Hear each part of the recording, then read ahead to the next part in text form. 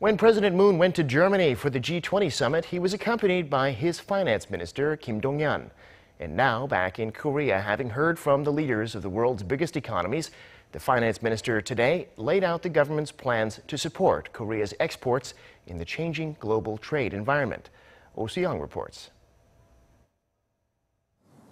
As the new government works on its economic policies, it will aim to support Korean trade against various internal and external risks. That's the message from Finance Minister Kim Dong-yeon, who sat down with other government ministers after returning from the G20 summit in Hamburg. The Finance Minister said that during the summit, world leaders reaffirmed their support for free trade against the recent rise of trade protectionism, one of the biggest risk factors for Korean businesses, along with a hike in US interest rates and the adjustment of monetary policies in general. The government should preemptively develop various methods and scenarios to manage internal and external risks and at the same time use them as opportunities. The Finance Minister said that the government's economic policies, expected to be announced within the month, should focus on supporting Korean businesses and exports in the global trading environment, which he noted has improved as of late.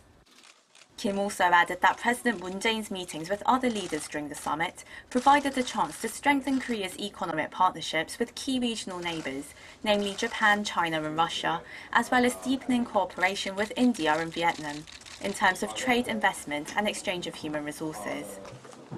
Reflecting on these developments, Korea's government ministers agreed to work together organically as a unit to address various external challenges.